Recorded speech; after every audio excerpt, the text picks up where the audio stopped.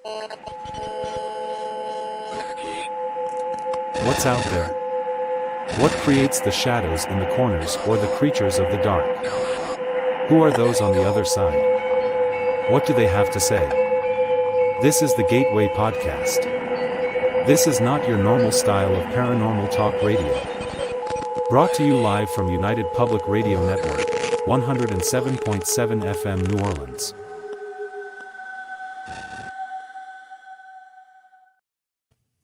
Welcome to this episode of The Gateway. I'm your host, C.L. Thomas. We are broadcast live from United Public Radio Network, 107.7 FM New Orleans. How is everyone out there? I've been doing good. The Las Vegas weather is doing good too. It's been probably, I always feel like I have to tell you guys how Vegas is. It's about 60s to 70s during the day, and it's getting down into the 30s at night. So it's pretty even. There's no wind. There's no anything. It's just really pleasant. It's a good time to be here if you want to come to Vegas. So one of the things, because it is so nice, I've been hiking a lot. And last week I got to meet up with some friends to investigate a ghost town. And I just want to tell you what happened. So during the day, this ghost town has maybe roughly around 50 structures to it, building foundations. And it's pretty during the day, but as soon as that sun goes down, boy, it gets eerie. And my friend, we were telling a couple other witches and things about the feelings that you get as soon as the sun goes down. And they said that they think that shapeshifters happen and that they're coming out of the mountains. As soon as the sun comes down, something unleashes them and they're just all over the place, kind of like elementals or something. I don't know. My guest tonight is actually, I don't want to say he is an expert because nobody in the paranormal is an expert, but he knows what he's talking about. He's done a lot of research. He has a book out called Shapeshifters, A History. His name is John Kachuba. And let me get on here. Hey, John, welcome to the show. Hi, CL. Thanks. Nice to be here. I'm always horrible at openings for some reason. I don't know why. Well, did fine. So how did you get into the research, first of all? Well, I started off, I started off as a writer that wasn't really necessarily doing any paranormal kind of work. But I grew up in New England, and I lived in Connecticut most of my life until maybe 25, 26 years old. And during the time that I was living there, I lived in the same town part of the time that Ed and Lorraine Warren lived in. And I think your audience might recognize those names. I call them America's godfather and godmother of ghost hunting. But, they were the group that investigated the Amityville horror first and did so much other work in the paranormal field. And so I was always interested basically in history and folklore, and that includes ghost stories. And I was investigating in Connecticut, a place called Dudleytown, which is up in a hill. I don't want to say mountain. Connecticut doesn't really have mountains as such, but a tall hill. And it's basically an abandoned 18th century village. There's nothing there but cellar holes and old wells and things like that. But I was there just for the history of it. And I was taking pictures. And as I was taking pictures of some of these, what was left of these homes and houses and all, I noticed that I was seeing in at least one cellar hole what looked like faces on the film. I'm thinking, it was quite weird. I wasn't expecting that. And I'm thinking, well, it's probably just leaves and all that are forming something that looks like a face. So I enlarged these things. And the more I enlarged them, the more they became truly like a face. So out of the blue, I called the Warrens up and just said, hey, I was up in Dudleytown and I took some pictures and I wonder if you'd have a chance to look at them. And they were so gracious. They said, okay, yeah, come to our house. I had never met these people, They just invited me to their house and they looked at my photos and they were saying, oh, yeah, these are definitely, you have anomalies here. These are definitely, paranormal anomalies. And then they took out their own photo album. They had been to Dudleytown several times, and they had hundreds of photos of mists and orbs and streaks and all kinds of anomalies. So the long story short is they really piqued my interest in doing paranormal stuff, paranormal investigations and all. So I started then a while back, but I didn't start writing about it until I guess my first book was 2004, which was Ghost Hunting Ohio, about ghosts of Ohio, where I live now. But I really say that the Warrens are the ones that spurred me into doing this, that and my love of history and folklore. So got it. So that's really fascinating that you got to work with the Warrens. Yeah, it was really cool. And I got to know them, after a while. What were they like? They were fantastic people. I have a book out called Ghost Hunters, and it's got a very long subtitle. And I interviewed a lot of people who are sort of paranormal, I'll call them celebrities or experts in the field. And so I have a chapter about the Warrens. And I talked about the first visit that I had to their house. And at that point, Ed and Lorraine were both probably in their maybe late 50s, early 60s, and they were healthy and everything else.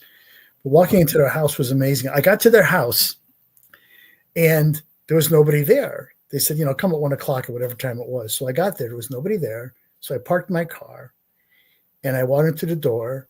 And the front door, it was a screen door. The screen door was closed, but the front door behind it was just wide open. So I'm ringing the doorbell, nobody there. So I went around the back of the house, and there was a big German Shepherd that came out of nowhere. Luckily, there was a fence, and he was barking his head off like a sentry, But as I came back out the front, the Warrens' car pulls up. So they weren't home, but their house was totally open. I could have just walked in. And I said, that German Shepherd. Well, here's around back, though. But I said to Lorraine, I said, aren't you free? Your house is just totally unlocked. Aren't you worried somebody's going to walk in? And she says, she was so sweet. She was like an old school mom. She said, oh, no, dear. She said, nobody's going to enter our house. And she's right. So I go into the house, and the Warrens were very, very strict Roman Catholics. They were practicing Roman Catholics.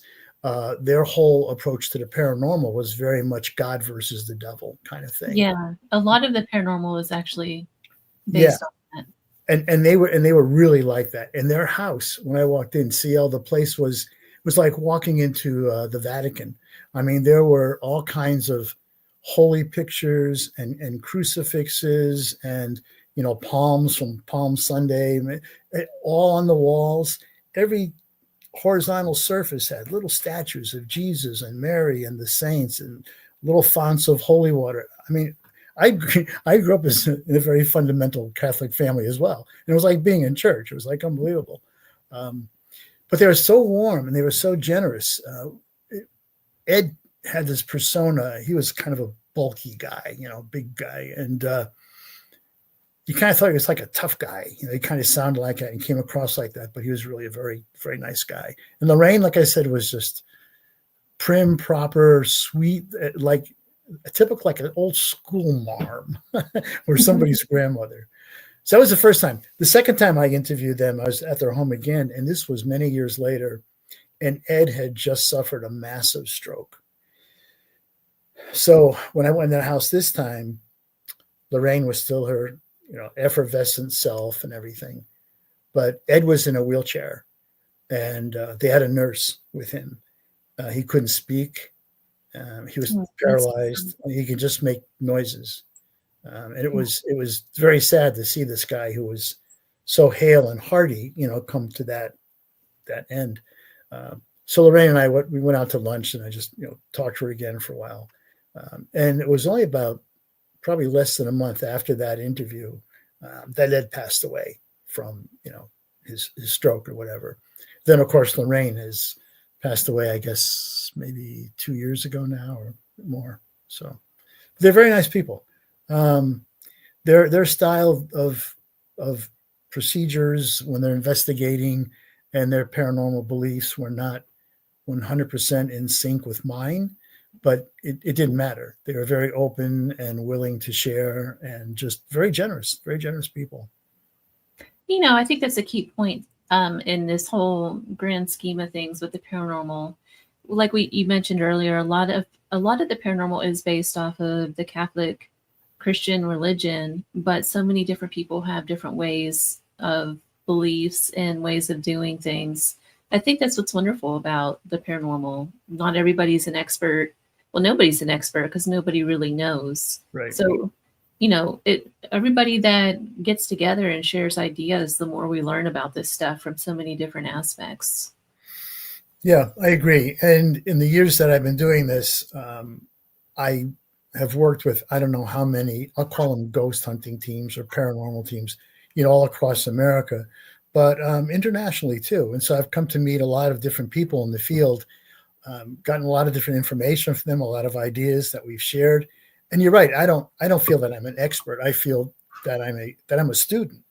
I'm still learning every day and learning from other people and from my own experiences, So I don't claim that all the answers. I don't have probably any of the answers. I might have some guesses, but I'm not sure I have any of the answers, So you've done a lot of work with shapeshifters, and that's our topic tonight. And I don't know if I'm not the smartest person in the world, obviously, but I never imagined shapeshifters as anything other than the Native American witches, but there's so much more to these things. Mm-hmm.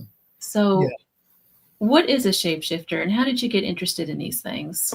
Yeah. So I'll tell you how the interest happened. I do a lot of public speaking, primarily about ghosts, because I have 5 books about ghosts in addition to my shapeshifter book. So that's kind of where I started. So a lot of times when I'm doing these events where I'm giving some kind of a public talk at a library or university or podcast or something like that, people will always want to share their experiences, their ghostly experiences, which is great. But so often when people would talk to me about what they saw or experienced, I would say, well, that doesn't really sound like a ghost. It sounded more like what I kind of thought a shapeshifter was like. So because I was hearing this so much, I thought that's interesting. I knew kind of what a shapeshifter was, but after hearing so many people mentioning things, I thought, well, I'm going to check into this a little bit. So I started doing some research. And what I found out was that the shapeshifter character, and I'll explain what I think a shapeshifter is in a minute, is ubiquitous in cultures all around the world. For this book, I was in 8 different countries in Europe, 3 or 4 in Asia, doing research on this stuff. And I found that almost every culture, like I said, has some kind of a shapeshifter character. And this goes way back. It goes back to prehistoric times up to today. So when I talk about a shapeshifter, the sort of standard definition is a person who has the ability to change themselves, to transform themselves into something else. It's usually an animal, but it doesn't have to be an animal. It could be another person, it could be any kind of animal. Sometimes it could be even an inanimate object. Like in Japanese culture, in Japanese folklore, there are dozens and dozens of shapeshifters that are people that change to things like a broom. I don't know why they would do that. It would seem like if you have the ability to shift into something, it's not going to be a broom, but they do. So that's kind of the basic definition. But in my book, I really expand that definition because I sort of started using what I call external shapeshifters and internal shapeshifters. These are just terms that I made up. I mean, they're not technical terms at all. But what I meant by that was an external shapeshifter was the kind of shapeshifter like you're talking about in Native American culture, like a skinwalker, for instance, a shaman or conjurer or something that transforms into, especially like out in the Southwest where you are, like a coyote or a wolf or something like that, and then back. The quintessential one is a werewolf. When you say werewolf, oh, now I know what you mean. You say shapeshifter because everybody knows from movies and everything else what a werewolf is, a person that changes into a wolf and back again. So those are external in that there's actually an external change, right? Where you grow fur, you grow claws, you get fangs. But I talked also about something called an internal shapeshifter, which is a psychological change, a mental psychological change, where for all practical purposes, nothing happens on the outside. you look as you always did, but there's a shift inside you where you become something else. And, there's a lot of sort of, I'm not a psychologist. I really wish I had studied psychology more as I'm thinking about it now in later life. But psychologists who talk about split personalities and that kind of thing. There's a famous Billy Milligan. I don't know if you know the book, The Minds of Billy Milligan. This was a guy who had something like 8 or 9 personalities within him. And at different times, different personalities would come out. But you looked at him and he was still Billy Milligan. There was no change. So I'm talking about that because that's also shape-shifting. It's just a different kind. But that's not that somebody can do at will, though, correct? I was just going to say that. Wow, you're a mind reader. I was just going to say, I was just going to say the idea of volition comes in here because, like with skinwalkers, for instance, they traditionally can willfully change themselves when they want to, for whatever reason they want to. Werewolves have long been considered cursed, that there's something that they're cursed. Somehow they're cursed. And so the change, they can't control the change. Although that's changing now too in some contemporary folklore and novels and literature where the werewolves have that volition as well. Like, I'm going to change now, and I will. But the internal shapeshifters, that can go either way too. It could be something where somebody has the willpower to do that, or it could be something where they can't control it, that it's out of their control. I'm not saying a curse, but it's just out of their control. There's some other, I don't want to say entity, but maybe that's the word to use, some other energy, some other force behind that change. So that's kind of, so I guess what I'm saying is this book really expands the idea of what it means to be a shapeshifter. We're not just talking about something very simple like a skinwalker or a werewolf. I go into a whole range of different kinds of shapeshifters, I guess.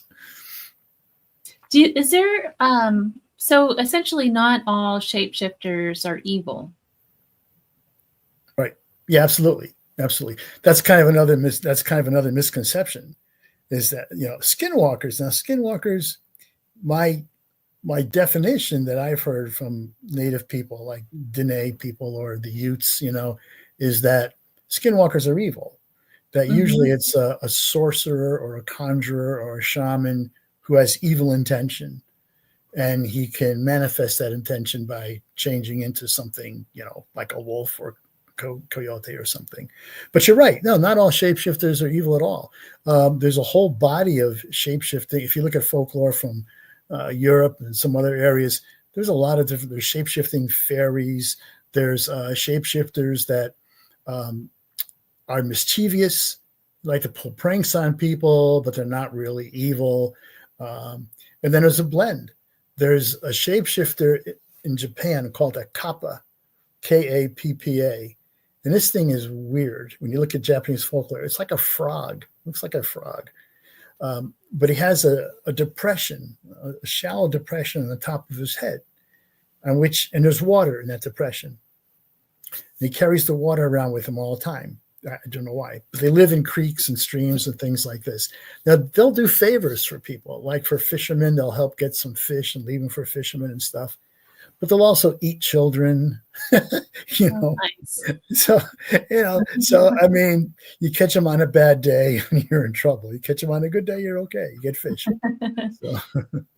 Well, you caught me at the with Fae shapeshifters. Can you talk a little bit about that? And the reason I ask is because, like I was telling you before the show, there is a new theory going around that I've heard recently about shapeshifters that are actually elementals out here in the mining towns and stuff.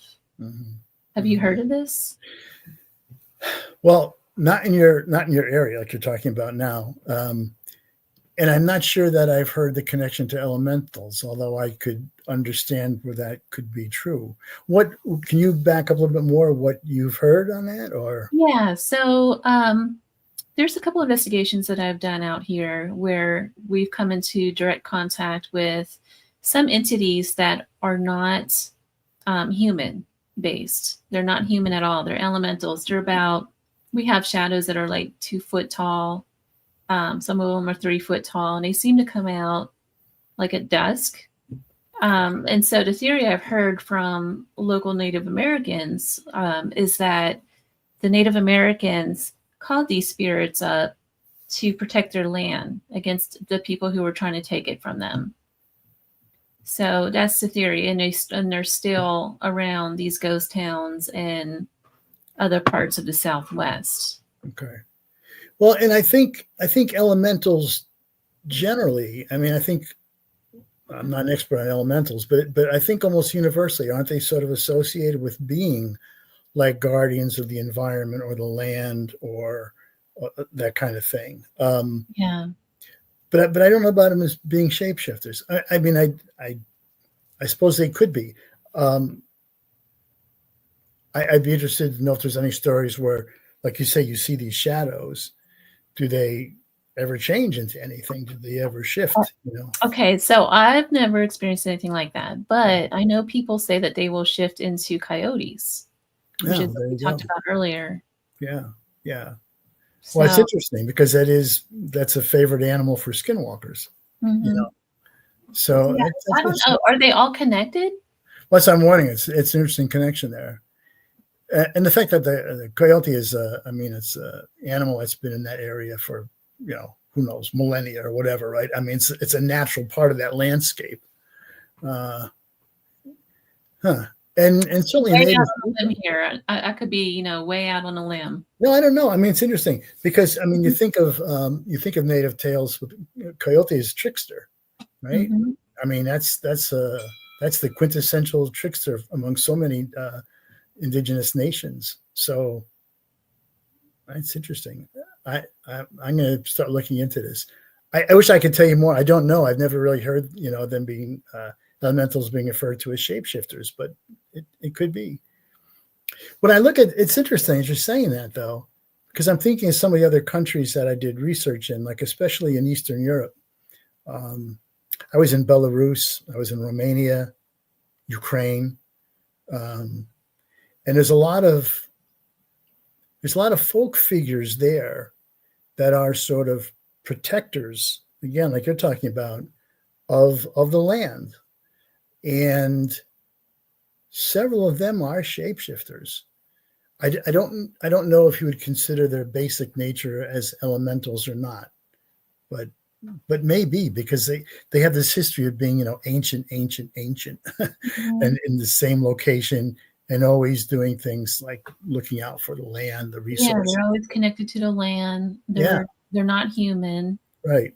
And like I said, these I know in Eastern Europe, I know some of these are also referred to as shapeshifters, and they do, you know, in the folklore and everything, there is shapeshifting.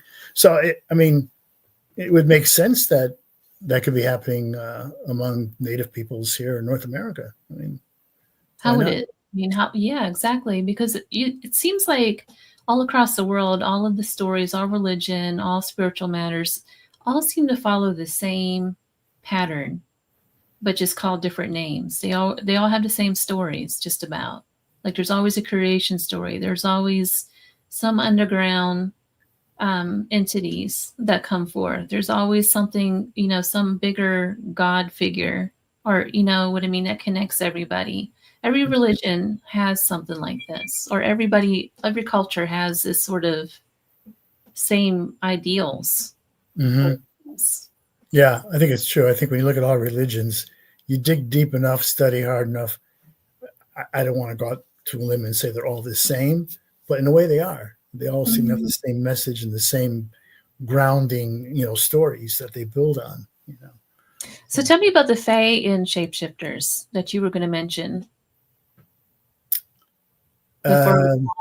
before I dived off into the Native American. What was I going to say? Oh, well, yeah. So there are fairies and fae people in a lot of European folklore that are shapeshifters. In Italy, there's the I think called Donna Fieri, which almost sounds like fiery woman, and there are shapeshifters they're nice. They're fairies, and they will take you on a trip to a city in Italy that doesn't exist. And I cannot remember the name of it for the life of me. I have to go look at my own book to find out what it is.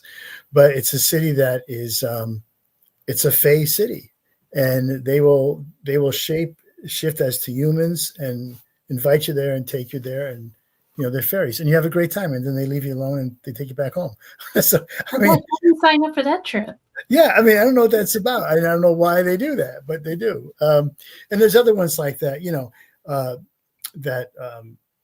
that rural sort of fae shapeshifters that leave presents of like food and stuff for people, especially like in a lot of the Celtic areas. That's pretty typical, the typical Celtic tradition. So yeah, I mean, again, this is what's been new to me, because I think growing up, a fairy was a little tiny female with wings that flew around. It was nice and had a wand.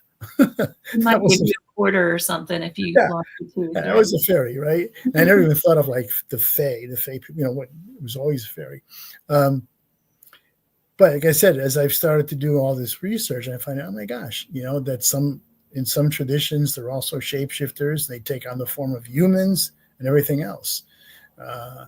Actually, if you think of, get into literature a little bit, if you think of Tolkien, the Lord of the Rings, the trilogy, if you look at the fairy folk that are in there, the elfin folks, I mean, these are not like little tiny people.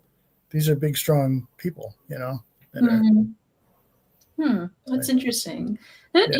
The fae, that's another one. They exist in every culture as well. Yeah. All over the place. They're in China as the yin, I think it is, or the din, right? The jinn? Yes, that's what I was thinking. Well, jinn is more Middle East and India and stuff. That's what we call, we say genie. Yeah. A jinn is that's what it is. And then you got gnomes, you have fairies, Christmas elves. Elf on the shelf. Elf on the shelf. Right. He changes. You put him on the shelf, next thing you know, he's somewhere else. So, And that there's a Snoop on a stoop now. Oh, no. Like Snoop Dogg. I don't know if he shapeshifts, though. I don't know. I'll have to get one from my dog. Snoop on this. Yeah, okay. So can you talk a little bit about the mythology and religions and shapeshifters? Yeah. So I know we touched a little bit about it, but right. So I mean, you start talking about religions and the basis, and how a lot of them have similarities. Well, this is kind of what I found too, is that the shapeshifter character appears in mythology and sort of more traditional modern religion. And I make the distinction because mythology is, we think of mythology as myth. We think of it as stories, but for the people of the times, the ancient Egyptians, Romans, Greeks, or whatever, these weren't stories. I mean, they were stories, but they were stories about their gods. This was their religion. It wasn't myth in terms of the way we think of myth. So I found that the earliest representation of the shapeshifter appears in a cave painting in France, and it dates back to the Neolithic period. So we're talking way back. We're talking prehistory, right? And the drawing, I have it in my book too, it shows what looks like sort of a deer standing on its hind legs with its arms kind of up. But if you look at that deer really closely, you notice a couple of unusual things about it. So instead of having hooves on its feet, has toes. You can see lines that actually has toes. Well, deer don't have toes, right? You look at the eyes on this thing, the head is turned towards you, straight on. And the eyes are like ours. They're bicameral. They're right there. They're not on the sides like a horse or a deer would be. So, and it's got antlers. So people are saying, well, what is this thing? I mean, it looks like a deer, but it looks like a person. So anthropologists believe that what this was a representation of a shaman transforming from a man into a deer, It could be an elk. We don't know exactly what it is, a deer, elk, something like that. So you say, well, why would that be on the wall and what's that about? And what they believe was that this goes back to ancient hunter magic, as they call it, which was that the shaman would be getting the hunters together to go out to hunt for the tribe for food. And so he'd be getting sort of prepped for this. And what he would do is, he'd paint this drawing of people transforming into animals. You say, well, why would you do that? Well, if you're a prehistoric person on foot with, a rock in your hand, and that's about all you have to go hunting, the closer you can get to that animal that you're hunting, the better your chances are going to be of bringing it down, right? You don't have a long-range rifle that you can shoot. You don't have a four-wheel that you can chase them around the prairie or anything. You've got to get close to them. So how do you get close to them? You get close to them if the animal thinks that you're one of them. Well, how do you become one of them? Well, you transform, right? You shapeshift. So what they believe was going on here was the shaman would, have the hunters with him, and they get worked up in a frenzy, chanting or whatever, but also, this is the key thing, ingesting natural hallucinogenics from the environment, mushrooms or something else like that, that would cause hallucinations and cause the hunters to actually believe that they've transformed into that animal. And so now they're prepared to go out and hunt because they can get close to them. So this goes way, way back. And that's kind of religion in a way, this hunter magic thing. Yeah, you see that in a lot of tribes and things. Yeah. Oh, yeah. Yeah. A lot of indigenous people around the world have that kind of, thing too, especially if there's still a hunter culture or something where they have to go out, and depend on their wits and strength for survival. But then when things get a little bit more civilized in terms of Europe, especially, and you get Greeks and Romans and their whole pantheons of gods and goddesses, you find that there's a lot of shapeshifting going on among the gods. In the Greek pantheon, for instance, Zeus, who was the god of gods, the father of the gods, transforms probably, the myths have probably 20 different transformations that he makes into all different kinds of things, all kinds of animals, bulls, eagles, an ant. He transforms at one point into a shower of gold. He transforms into another woman's husband so that he can be with that woman. And she's thinking she's with her husband and she's with Zeus. So there's all these transformations he makes. And you see the same thing in the Roman culture too. It's gods and goddesses. And the Egyptians, it's all the gods that are doing shapeshifting. But the average person, no. There are no, what would I say? There's no like wizards or sorcerers or witches or whatever with that power in these old mythologies. It comes from the gods. And so the gods can do what they want with it. And a lot of times they punish mortals by changing them into something. Forgot who the woman was, but she was being pursued by another guy for bad reasons. And her protector was a goddess, maybe Athena. And so she transformed the woman who was running away into a tree. So that was it. That stopped the pursuit and she became a tree. I'm not sure for life. So I'm not sure that worked out to the best of her advantage, but there was that kind of thing going on.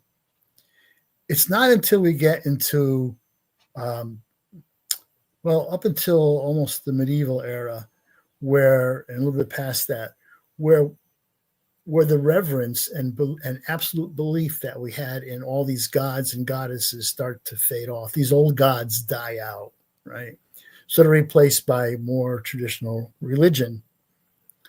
But even then, while that's going on, there's this vacuum. And so what happens is that vacuum is filled by the people like the witches and the sorcerers and the conjurers and whatever, people that have power, that have somehow gotten this power for transformation. So now it's devolved from the gods down to mortals.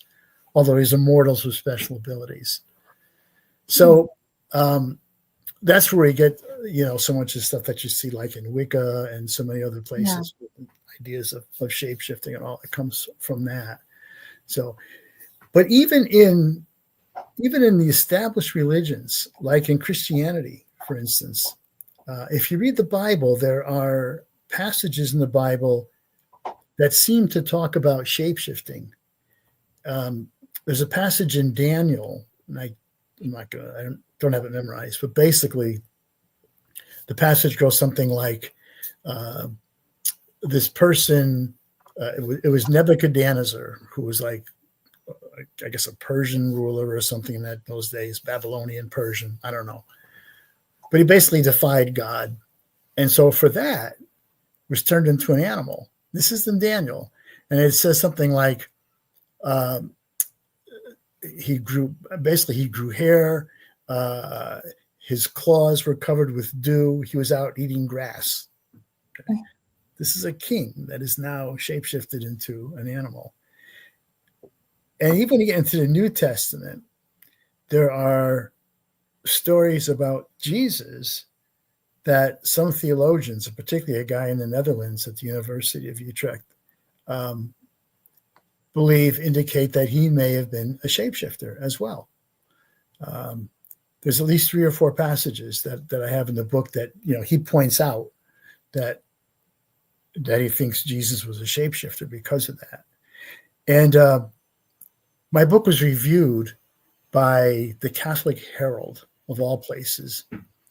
And they liked the book, which I found amazing. Did they like that passage? Well, they didn't like that passage. they liked the book, but when they said they got that, they said, no, totally, it's impossible and stuff. But then I started thinking, wait a minute. I had no recourse. They wrote the review. It was good up to that point. But I thought to myself, okay, so if you are a Christian and you believe that Jesus is God, if you believe that he walked on water, cured the sick, made blind people see, raised the dead, raised himself from the dead, how hard would it be to shift? I mean, he should be able to do that, right? If he's God, technically. What's that?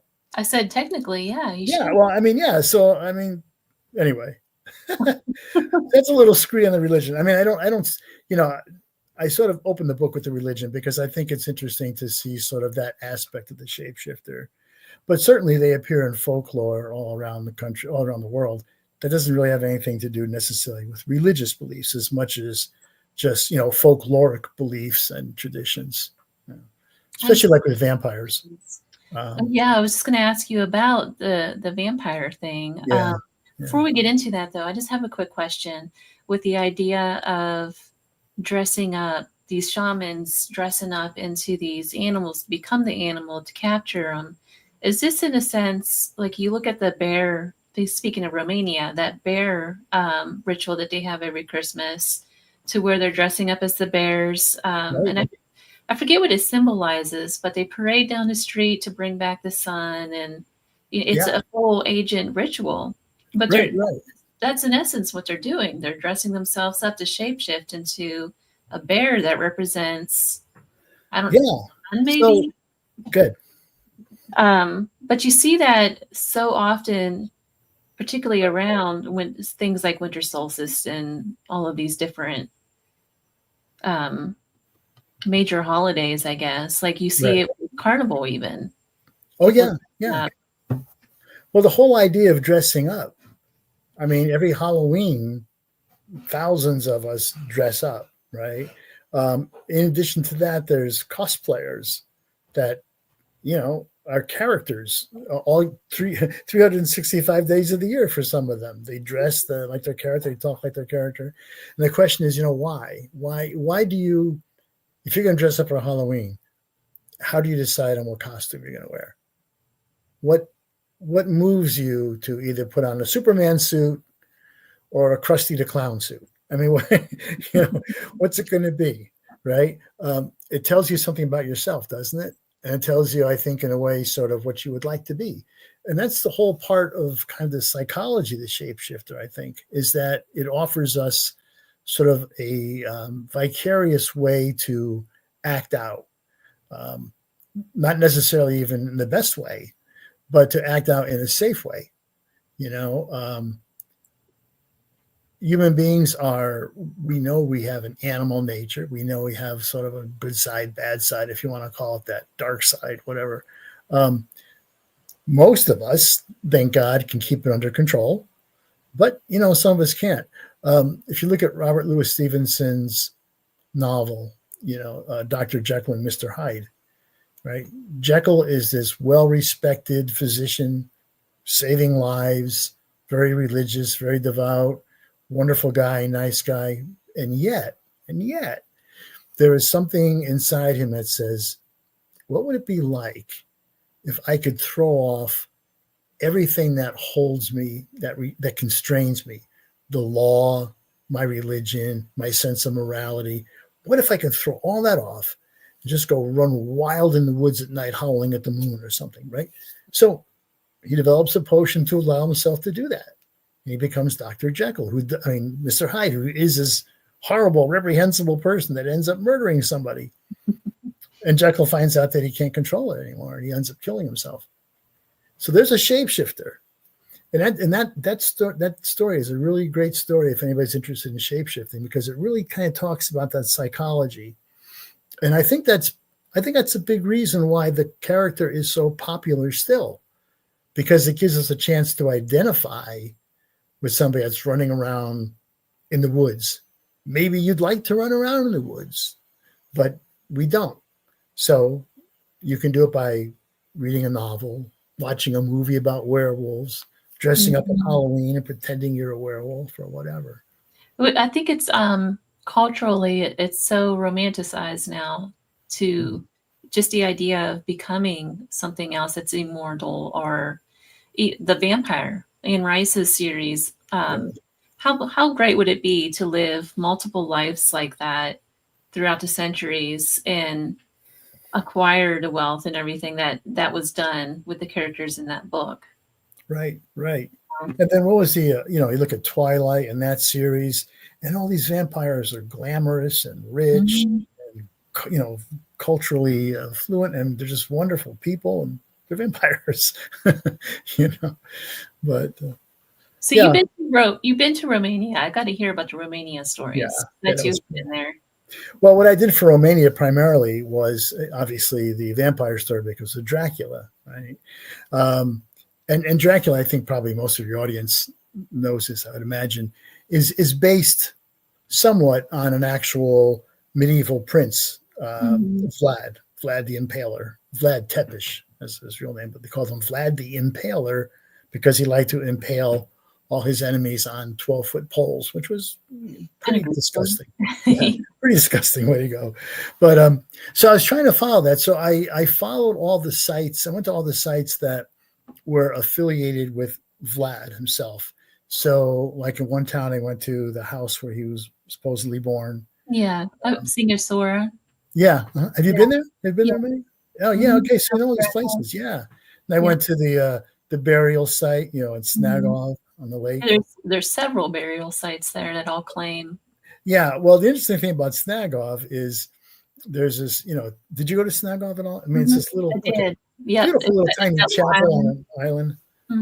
It's great. But then, you notice that, okay, there's this slab there and it's supposed to be his grave. And then you realize that in the 1930s, some anthropologists opened the grave for whatever reason. There wasn't anything in there. So we might have shapeshift out of there. Yeah, well, I mean, that's the question. If he really was there and he's not there now, where is he? So, but it was interesting. Yes, I went to all those locations and got a chance to talk to a lot of the people. I had some Romanian friends and got to stay in some communities and everything outside of not being in hotels, And what I found that there's the Romanian people have different viewpoints on vampires, and especially on Dracula, or even on Vlad, who was, like I say, a real historical character, because some of them if they are of Hungarian descent, which is pretty typical up in Transylvania, especially in that area, Vlad was not very nice to people of Hungarian descent. You know, he was sort of a different strain and killed a lot of them. So when those people today who are still speaking Hungarian and are still actually being discriminated against by the Romanian government in a lot of ways, when they hear tales about, you know, Vlad, the hero, and all this kind of stuff, they don't have anything to do with it. But then other Romanians go, yeah, he was a national hero. He defended us against the Turks, against, you know, the Mongols, against a bunch of people. Okay, so he killed a lot of people, but, you know, I'm not sure how the story connects, though. I'm not sure how Bram Stoker, the author of Dracula, how he actually was able to connect Vlad with Dracula, because I don't know stories. That's like a whole literature conversation. I know. We don't have to have it. We don't have to have it. I'm a writer. It's interesting to me. I mean, Bram never even steps foot in Romania, and he ends up That's right. creating this dynamic and putting Romania on the map, as far as I'm concerned. Oh, yeah. Oh, for sure. Nobody. I mean, I don't think any Americans would go to Romania right now if it wasn't for Dracula. Yeah, agreed. It's a beautiful country. I mean, you've been there. It's a beautiful country. And it is. You know, it's gorgeous. And the thing about Romania is that the people there they're so nice, but they're very superstitious. Oh, yeah. So a lot of them, they will not go outside at nighttime. They're very fearful of land spirits, and I forget the name of the witches that they believe that roam the woods around there. There's a name for them, and I forget. Yeah. But yeah, they're very superstitious. You can see it's intertwined in all the houses, especially when you go out into the villages. You'll see like the intricate work on the houses. That's all carved, hand carved, even by the house person, because they want to protect the house from evil spirits. Yep, absolutely. There's actually, this is interesting that we're talking about this now, because, you know, Christmas is coming up, and there is there's an old belief in Romania and in some other Eastern European countries that if you are born on Christmas Day, you have an excellent chance of becoming a werewolf. And you say, well, why? Well, because Christmas Day is when Jesus was born, right? So if you're, you know, horning in on his birthday, he's not going to like that. So if anybody born on Christmas Day, they still think, well, there's a chance that this person may end up becoming a werewolf. And there was even a Swedish pastor in the 16th century that wrote this whole kind of story about what happens at Christmas in Romania and other sort of Eastern European countries around there, which is that he says werewolves get together. Like you're talking about like a witch's coven. This would be like a werewolf coven, that they get together at Christmas and they go to isolated, like rural villages. They go to isolated farmhouses and all, and they attack them. And they kill people and eat them. So Merry Christmas. A lot of Christmas though has that. I'm putting out a magazine either tonight or tomorrow morning, and it's about pagan Christmas. And you don't realize how un-Christian Christmas really is. Well, elves from Saint Nicholas himself. There's Krampus. There's an actual witch. There's all kinds of stuff that's going on with Christmas that has nothing to do with the niceties that we'd like to do. When you go to Italy around Christmas time, in the Christmas markets in all the squares, they have, I cannot remember, La Bufina. It's a witch. It's a little. You buy a little witch on a broom, and she's the Christmas witch. And she comes around at Christmas. She even has a familiar and evil cat that I forget what the cat does, but there's a cat involved in this too. Yeah. Well, it's amazing. Well, and of course, Christmas, like you talked about, Christianity. I mean, as we know, Christianity adopted all these pagan dates and put their own thing on it. Easter becomes something, Christmas becomes something. But, was Jesus really born on December 25th? Probably not, but that's time of the solstice and that kind of stuff. So Christianity was smart in that they just put their trappings on the already established pagan religions, feasts or festivals, whatever you want to call it. What a great way to, if you want to change a culture completely, just take over their major holidays. Yeah. Absolutely. So shapeshifters, sightings, and experiences. I know we're running out of time here, but I wanted to get into at least one or two sightings and experiences. Yeah. So I, doing some research, I was amazed to actually find like newspaper accounts and everything of shapeshifting experiences. One took place in India in the province of Uttar Pradesh. And I think it dates from around maybe 1997, 98, something like that. So it's recent, right? This isn't centuries old.